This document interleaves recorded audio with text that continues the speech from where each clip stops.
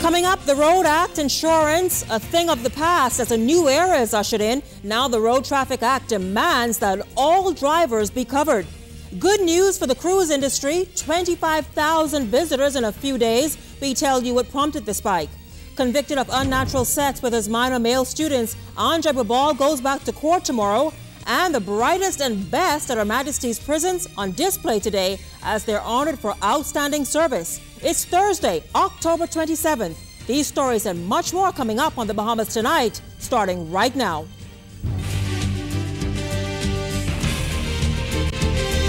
Covering the islands of the Bahamas, ZNS Network presents The Bahamas Tonight.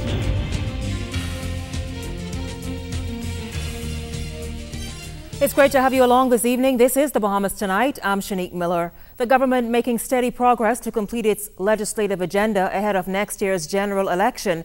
Last night, they moved a step closer with House members passing the Road Traffic Amendment Bill and the Criminal Procedure Code Amendment Number 2. Prime Minister Ingram says the bills are designed to make government services more direct and accountable to the people. Janaea Noel has more from last evening's session of Parliament.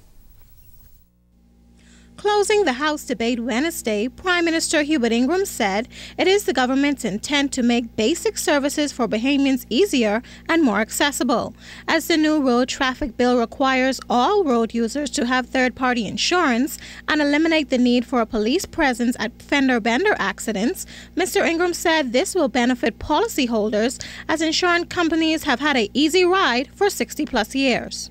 They've had the government, police department, to act as their insurance adjusters. You are insured, and they would not pay your claim until they get a report from the police. Well, that's not my business. Do your own work. The Prime Minister said that those who are still under the Road Act will remain under this law until it expires. He added that this will also put more police officers on the crime-filled streets. The reality is there'll be more policemen available to fight serious crime, investigate serious accidents than there are today. You know, we have what we call road traffic inspectors and police. What does a road traffic inspector do? What does he do? Watch traffic driver.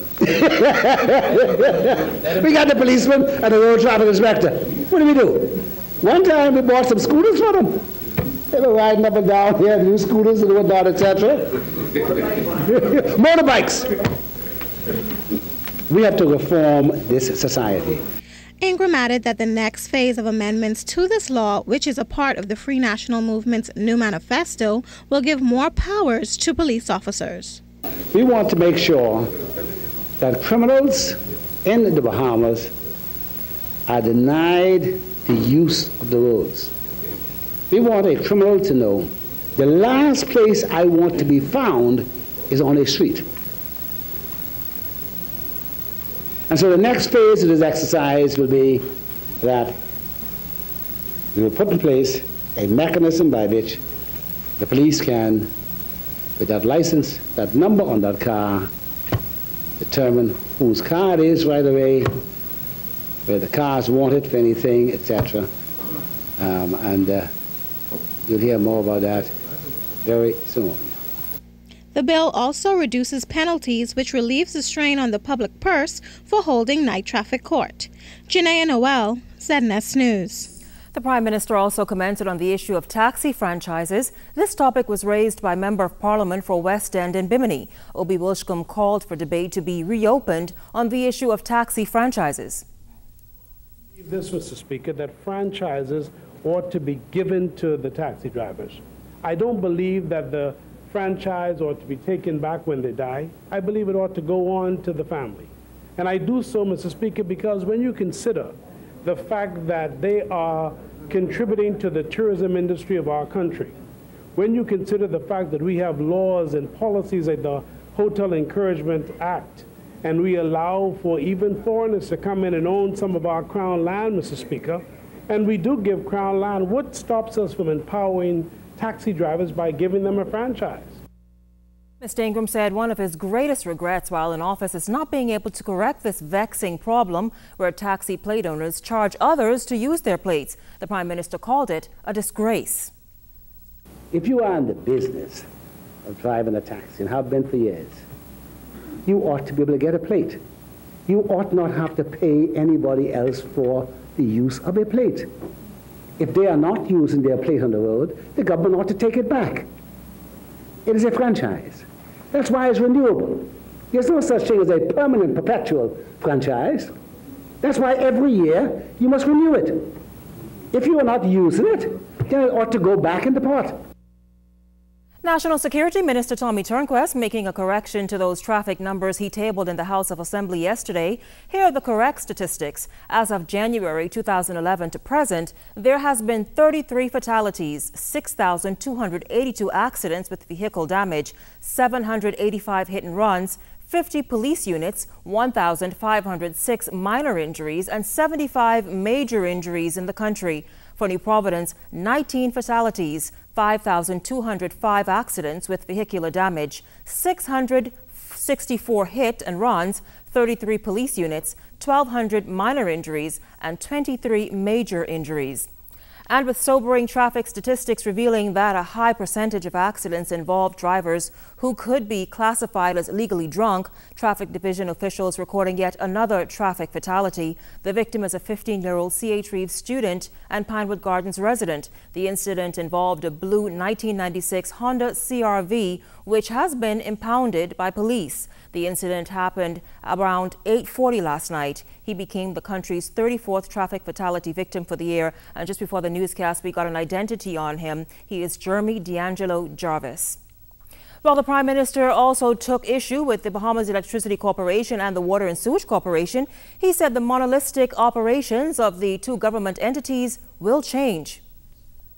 You see, it's still the regulator. When they have a surge and burn up your equipment, it is them you appeal to. They then review it and decide, oh yes, I think we're wrong, and we pay you $100. In other words, the perpetrator becomes the arbitrator. We intend to change that. That needs to change. The whole question of what the whole monopolistic arrangements with BEC, Water and Sewage Corporation have got, has begun to change. With general elections drawing near, many of you might be wondering just when the governing Free National Movement, led by Prime Minister Ingram, will officially begin campaigning. Well, in the House of Assembly last night, Ingram said it will happen soon after Christmas. But he said in the meantime, his government is completing its agenda. He also had this message for the opposition. All these things will be put forward in the F&M's 2012 manifesto. But we are completing the agenda on which we were elected in 2007. We have been promised and we are delivering. And I invite the House to support us. Yes. I invite members opposite not to divide on the issue. Yes. Vote yes. Vote and say yes. Speak and vote the same way. Don't speak one way and vote another way. And good news coming from the tourism industry. While the tropics may be active, it's no cause for alarm here at home at this time. However, Tropical Storm Rina, more than 25,000 cruise ship passengers made it to our shores yesterday. The visitors were part of 7 cruise ships whose vacation destinations were changed as a result of TS Rina. That's in the Gulf of Mexico. Port Controller Commander Patrick McNeil spoke of the economic boost. We had a total of 25,397 persons, that's crew and passengers, that called at the Port of Nassau and had the opportunity to go downtown Nassau, and they surely did. Out of that number also, you will find that 18,300 of those persons were visiting guests, of which 6,900 and odd were crew passengers. We at the port don't differentiate between the two because all of them are visiting guests, and crew to go downtown as well and enjoy Nassau by purchasing meals and purchasing goods as well. Now, McNeil credits the government with its $42 million upgrade of the Prince George dock last year, saying it was foresight that is making such cruise ship arrivals possible.